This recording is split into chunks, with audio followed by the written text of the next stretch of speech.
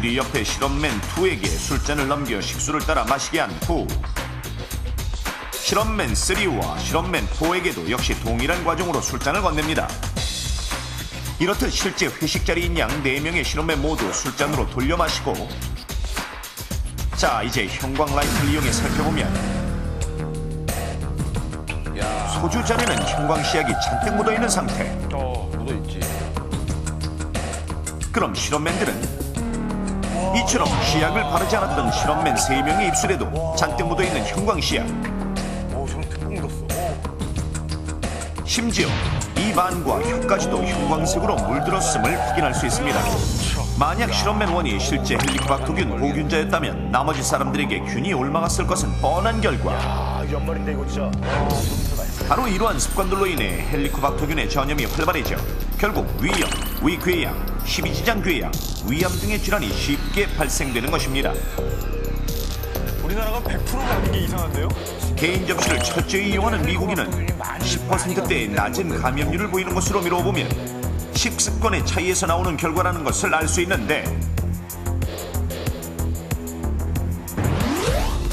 실제로 제작진은 순천향대학교 부천병원의 도움을 받아 한 회사 직원 20명을 대상으로 헬리코박터균 감염 여부를 조사해봤습니다.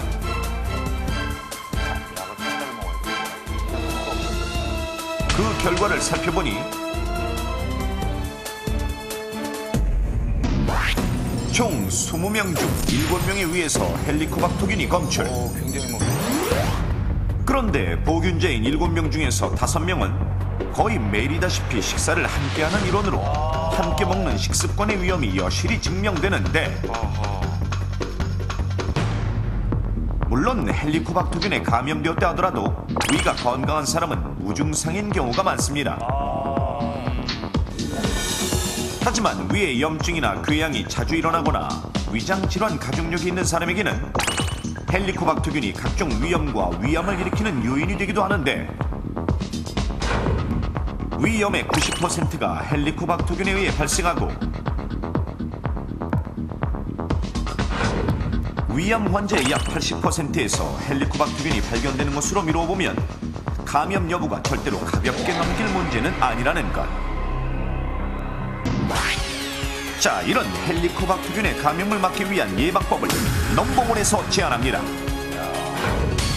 일단 평소에는 괜찮던 사람이 특별한 이유 없이 갑자기 잦은 소화불량이나 속쓰림 증세가 심하다면 헬리코박터균의 감염을 의심하고 검사를 받아보는 것이 좋습니다.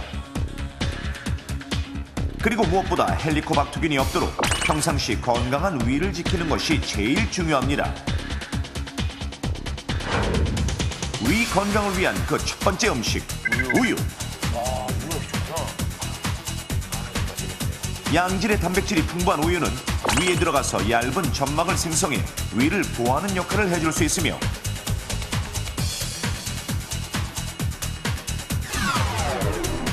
강한 위산을 중화시키는 기능이 있어 장기적으로 꾸준히 먹으면 건강한 위 내부 환경을 만드는 데 도움을 줄 수 있는 좋은 음식입니다. 우유 자주 마셔야겠네요. 신나겠죠, 신나요? 매일 한 컵은 먹어야겠네. 이와 더불어 우유에는 항암 효과도 있어 특히 대장암의 위험을 감소시킬 수 있다는데, 실제로 칼슘 섭취량이 많으면 적은 사람에 비해 대장암 발병률이 무려 32%나 낮다는 연구조사가 발표된 바 있습니다. 보통 하루에 한두 잔 정도가 적당하나 본인의 체질이나 건강 상태에 따라 섭취량 조절은 기본. 이외에도 유산균 음료 등의 유제품이나 칼륨 성분이 풍부한 콩이나 팥 역시 위 건강을 지켜주는 식품들. 또한 헬리코박터균을 억제하는 것이 있으니 바로 비타민C.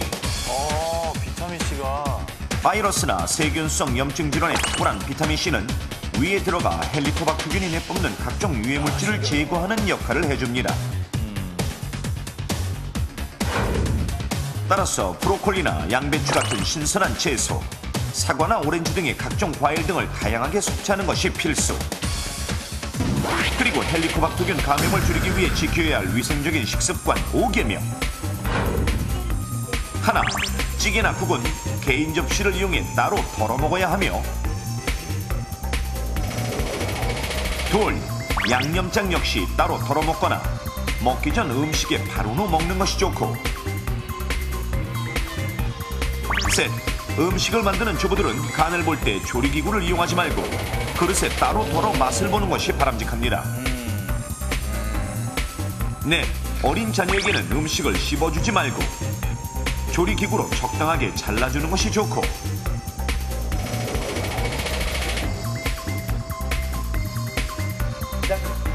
다섯, 술잔은 필히 본인 것만 사용해야 합니다.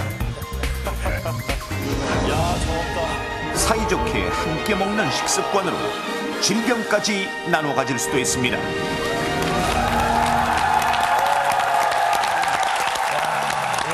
야, 이거 뭐 제가 마치고도 이해를 못했었는데 저래서 그렇군요. 뭐 저렇게까지 해야겠냐 하는 분들도 많이 계시겠지만 조심해야 되겠어요. 요즘 하나 알아봐야 될 게 있네요. 예. 그 애인을 사귈 때 헬리코박터균이 있는지 없는지 확인하고 사귀는 그럼 좀 하나 물어봐야겠습니다. 위암을 예방하기 위해서는 제일 우선 조심해야 될 게 뭘까요? 일단은 그 미국 국립의과대학 연구팀의 그 결과에 따르면 이게 짠 음식, 짜게 먹는 경우에 헬리코박터균에 의한 위암 발생률이 굉장히 높다라고 이렇게 밝혀진 게 있어요. 따라서 이제 이런 지나치게 굉장히 짜게 드시는 거는 좀 피하시는 게 굉장히 효과적인 그런 습관이 될 거라고 생각됩니다. 야, 그 무서운 그 헬리코박터균은요. 병원에서 치유하면은 다 없앨 수 있는 거예요? 그 한 7일에서 10일 정도 항생제를 좀 복용하시면 대부분 한 80% 이상은 그 치유가 되는 것으로 되어 있습니다. 대신 이제 그 항생제가 굉장히 좀 강한 그런 약품입니다. 따라서 그거를 무슨 그 헬리코박터균이 검출이 됐다. 이런 전제하에서 드셔야 되는데 증상만 좀 있는데 아니면은 특별한 증상 없이 그냥 예방 차원에서 드시는 거는 좀 삼가하시는 게 좋을 것 같습니다. 이것도 예방 차원에서는 안 되는 거네. 자, 이 사이좋게 먹으려고 음식을 돌려 드시거나 나눠서 드시는 거 물론 이 정이 넘치는 좋은 행동일 수도 있겠지만 건강 차원에서 본다면 결코 바람직하지만은 않습니다. 이 개인 접시를 사용해서 음식을 덜어 먹는 식습관이 여러분의 건강을 지킨다는 거 꼭 기억하시기 바랍니다. 광주광역시 하남 산업단지에서 오늘 새벽 큰 불이 2003년 3월 광주의 한 플라스틱 공장 화재. 일lok가스도 장난일 텐데. 공장에서 녹은 플라스틱이 도로로 유출되어 유독가스와 대기오염 발생. 재산 피해 약 60억. 최근 2007년 9월 대구의 한 섬유공장 화재. 건물 4개 동 무려 15,000제곱미터 전소. 재산 피해 약 100억 원. 2006년만 해도 산업 현장에서 3,261건의 화재가 발생. 인명피해 571명, 그리고 400억 원의 재산 피해를 냈는데, 이처럼 산업 현장 화재는 대부분 심각한 피해를 입는 것이 특징입니다. 이는 대규모 시설과 각종 인화성 물질이 산재했기 때문. 그렇다면 작년 안에 산업 현장의 화재 원인 1위부터 3위는 무엇일까요?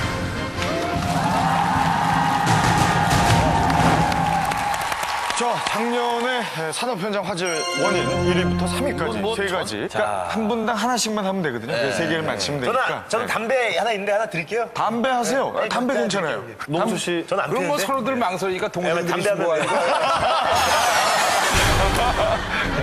요즘 많이 이렇게 주워 드세요. 복장도 딱 좋아. 예전에 화제 딱 진하네요. 주시고 그랬는데. 주황색. 뭐 산업 현장뿐 아니라 무슨 국립공원이나 동네 인근 야산이나 뭐 이런 데를 가봐도 역시 어느 곳에든 화재 원인 중에 1, 2, 3위에 꼽히는 게 담배가 아닌가 이렇게 생각이 듭니다.